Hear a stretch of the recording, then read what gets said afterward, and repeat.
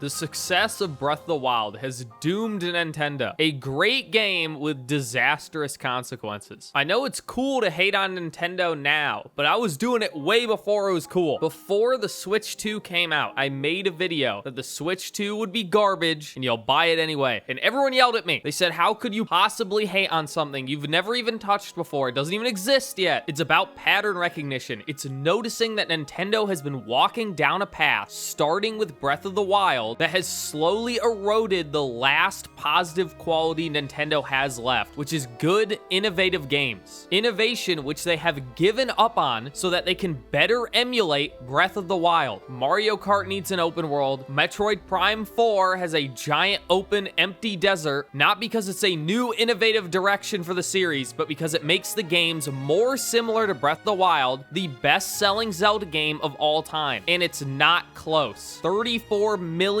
copies. And if that doesn't sound like a lot, Skyward Sword, the Zelda game for the Wii, one of the most popular consoles of all time, sold less than 8 million copies. To call Breath of the Wild a success is an understatement. It's the kind of success that a developer may think, wow, we made a really great game here, but corporate looks at it and says, why are we making these games that don't sell well when we could just make more Breath of the Wilds that is easier to emulate than it is to innovate, to just copy what they already did and bring that success to every other Nintendo franchise. The problem is Breath of the Wild is not good because it's the greatest game ever made. It didn't sell a bajillion copies because it has the best world design or the best mechanics or the best combat. It was great because it was something new and interesting. The exploring Hyrule had never felt like this before. But Nintendo does not agree with me. That is not why they think the game succeeded. Their actions have made it clear that they think Breath of the Wild succeeded because open world games appeal to the wider audience and they have perfected the open world on their first try. And this belief has already ruined multiple Zelda games and will ruin the entire Switch 2's library if they continue down this path. In fact, so far it already has.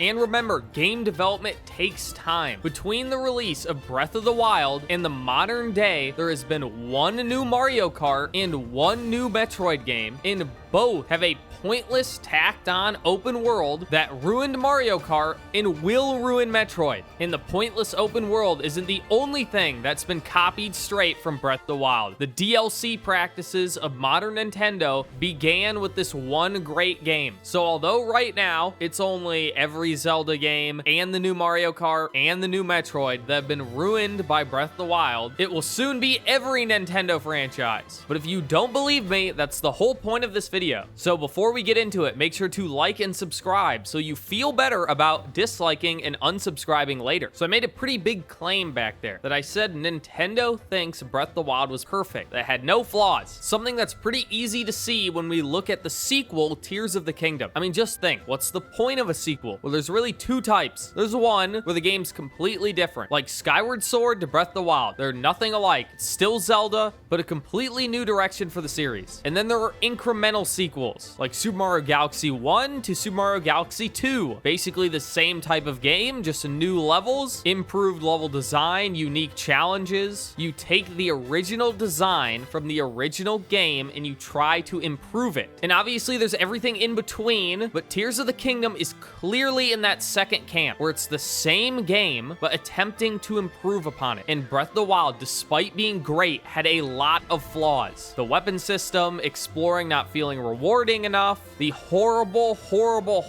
UI, infinite healing from cooking, the dungeons feeling like an afterthought, many flaws. And of those flaws, what did Tears of the Kingdom address? Nothing. Absolutely nothing. So surely then, it's just more content, right? More levels. We talked about that. That's a type of sequel. No, the level, as in the world, the most important part of the game, is exactly the same. Now, why would you do that? In what world would you make a sequel and use the exact same world. No one's ever done that before, so why would you do it? It certainly wasn't a lack of time. The game took 6 years to make. Well, the only reason you would do that is if the world is perfect. They already perfected it. Breath of the Wild sold so well because the world was perfect. So why would you change it? Obviously absurd, but that's the only explanation. You know, there was a third type of sequel I didn't talk about because it's not really a sequel and has never been treated like a sequel. It's DLC. It's taking the exact same game and adding a +1 to it. So it's Breath of the Wild plus building. It's Breath of the Wild plus Sky Islands. It's Breath of the Wild plus underground area. It's the same thing you already had with a slight add-on. Not anything new. It's the same thing that sold 34 million copies because it was perfect, plus some more to convince you to buy it again. And believe it or not, this has happened before. Maybe many times, but I can only think of one. Red Dead Redemption had a DLC pack called Undead Nightmare. So it was Red Dead Redemption plus zombies, and they sold it as a separate game, but it was $20 because everyone knew it was a DLC and they treated it like a DLC, not a $70 sequel that somehow took 6 years to make. And why this is so bad is not just because it's lazy, it's because it doesn't make sense either. The mechanics of the game do not fit the world because the world was not designed for those mechanics. In Tears of the Kingdom, you have no reason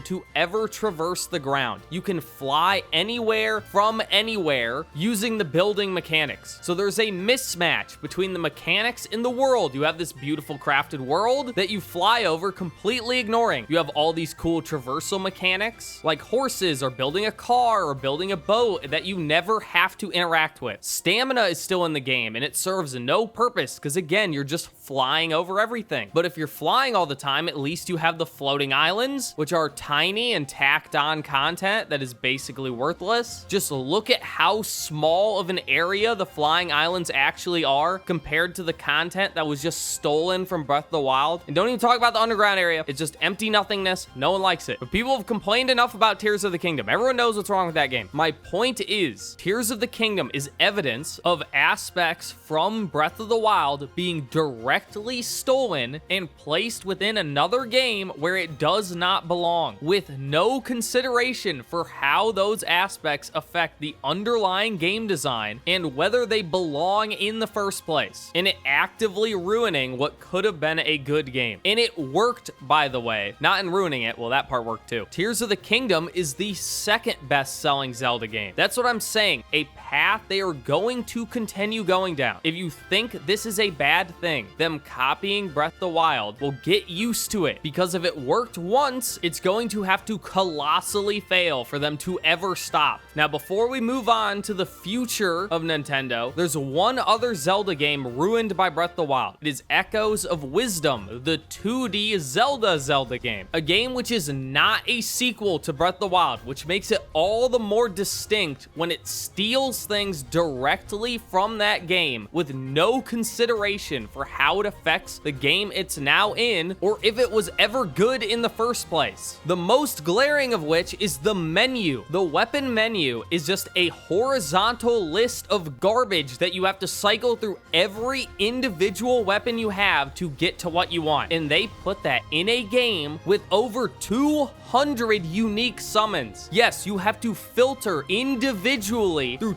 200 items to get to what you want. This is what I'm talking about when I'm saying there's no consideration for whether it's good for the game they're making or if it was good in the first place. Corporate said this game has to be more like Breath of the Wild, so shove the menu in, no matter how bad it is. And there's plenty more, like copying UI elements, or how every combat encounter or every puzzle can be cheesed, or how there's a cooking system for no reason, which gives you infinite health in a linear 2D Zelda game. But that's enough talking about Zelda. It's not that weird for Zelda to ruin Zelda. If you really liked Link to the Past, you could argue Ocarina of Time ruined Zelda, but Breath of the Wild has infected all of Nintendo at this point. Let's talk about Pokemon for just a second. Scarlet and Violet, open worlds, I'm sure just a coincidence. An open world that Game Freak could not handle. As much as I like those games, which I really do, I thought they were fun, but they are broken to an absurd degree. Game Freak cannot handle an open world game. But everyone loved Legends of Arceus. That was a really great game, some people say at least. And that was an even more blatant ripoff of Breath of the Wild. Really, the problem with Pokemon is the DLC stuff anyway, right? Hey, wait a second. You know, now that I'm thinking about it, didn't Breath of the Wild have DLC? Yeah, actually, it received DLC only 3 months after the game came out. Something we're now complaining about Nintendo doing. Releasing DLC far too early, making it clear that this is cut content.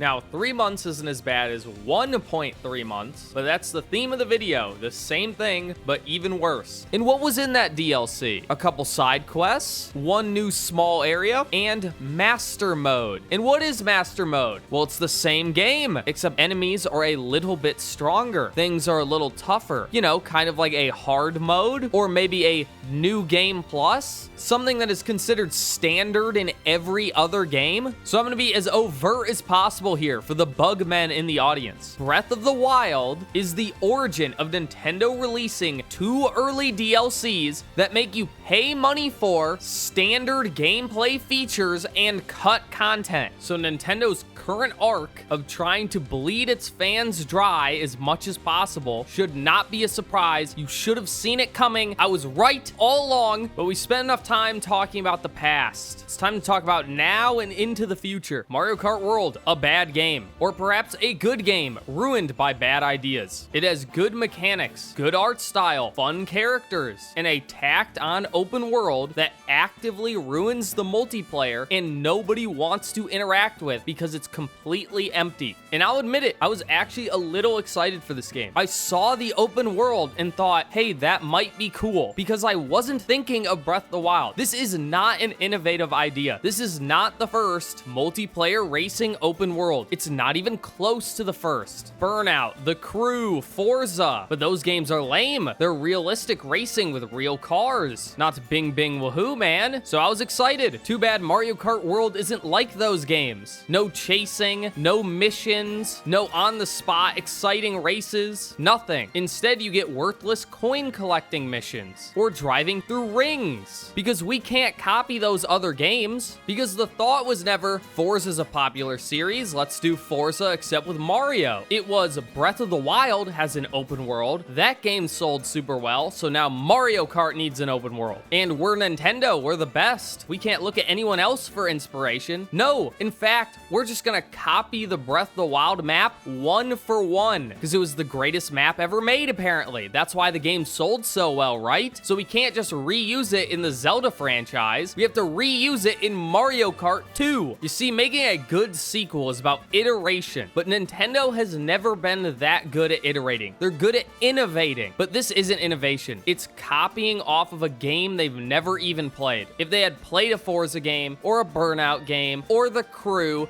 they would know to make the open world interesting, you need real missions. But the goal was never to make a good open world racing game. It was to make Mario Kart more like Breath of the Wild, a decision that already sounds absurd, but is made far more crazy when you realize that Mario Kart 8 sold way more than Breath of the Wild did. Mario Kart 8 Deluxe for the Switch sold 68 million copies. There is no wider audience. If anything, they need to make Zelda more like Mario Kart. But for some reason, Breath of the Wild is the golden goose. It's the perfect child. So if they're willing to do this to Mario Kart, something that already is successful, there is no hope for the other Nintendo franchises. Mark my words, you're finally going to get an F-Zero game, and it's going to be open world. And speaking of games people have always wanted and is now going to be ruined by an open world, it's time to talk about Metroid Prime 4. Now, most people agreed with with me on this, that this is the worst thing ever, and the moment they saw it, they were instantly disappointed with the game. But I did get a little pushback, the most absurd of which is that Metroid has always been open world, because apparently there's no difference between tight, linear level design that loops into each other. So multiple linear paths that connect,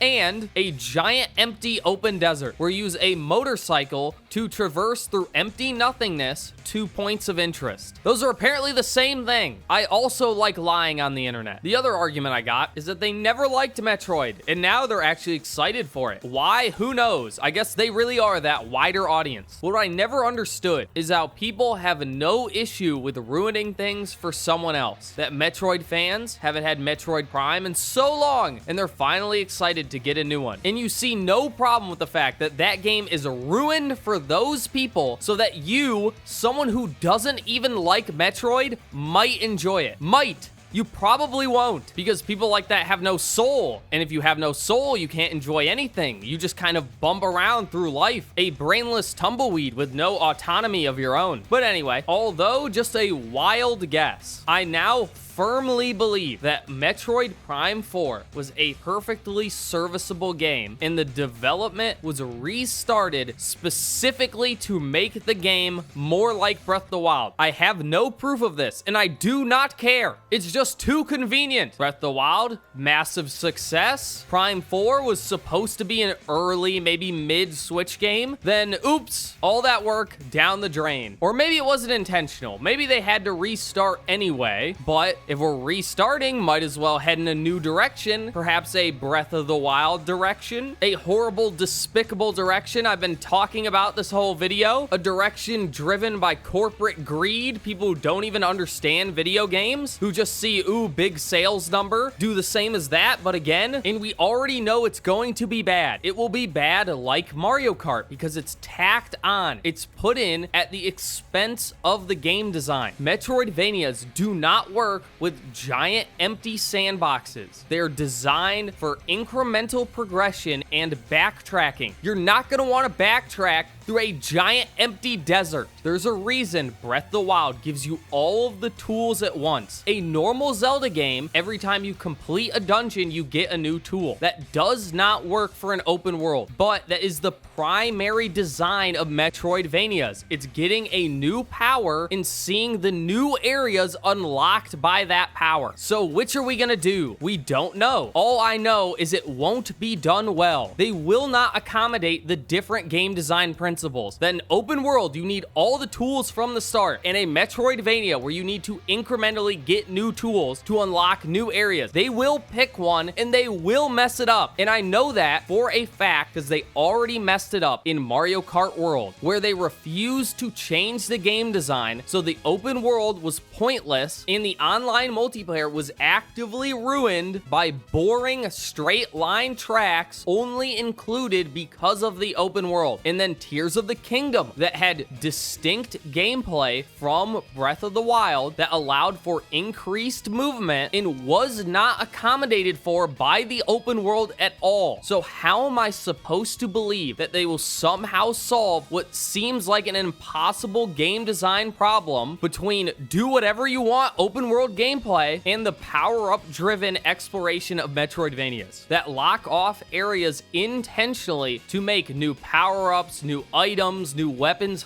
feel more rewarding to acquire. What I'm really worried about is they're going to completely sacrifice the feeling of getting a new beam cannon and unlocking a new area for the open world, which misses the point of Metroidvanias entirely and is one of the biggest flaws of Breath of the Wild, is that exploration, although very good in that game, it doesn't feel rewarding. You never get anything cool, and they're gonna do that to Metroid too. It's just a guess, and I really, really hope it's wrong, but I have the feeling that new areas won't be locked off by new beams or new suits. They might even take them out of the game entirely or give them all to you from the start, all in service of that do whatever you want and go wherever you want gameplay. And the only thing to find will be missile expansions and health expansions. And they'll tell you it's better. There will be people day one saying, this is the first Metroid game I like. Well, they're ruining it for the people who actually like the franchise. You don't have to make a Metroid game. If you're going going to make a Metroid game, at least let it be a Metroid game. You can make any type of game you want. Maybe have a new IP for once, but they can't have new ideas. Nintendo isn't about new ideas anymore. It's about copying what worked. Well, it's not working anymore. At least I hope not. Please stop buying these. So anyway, Metroid's going to be bad. I'm sorry to say it. I really wanted it to be good. And I'd say get used to this. Game development takes a long time, so they'll need a lot of failures before they stop making games like Breath of the Wild. So even if they learn their lesson with Mario Kart World or maybe Tears of the Kingdom, we still might get 2, maybe even 3 Breath of the Wild likes that are terrible. So I'm looking forward to those. And given not many games even come out anymore, there's a good chance the Switch 2 might be a generation of flops. 1, maybe 2 good games on the whole console, but we'll see. Maybe it's not as bad as I think. I doubt it though. This will probably be the last Nintendo video in a while. Maybe I'll finally make that Pokemon fan game video. Who knows? Anyway, bye.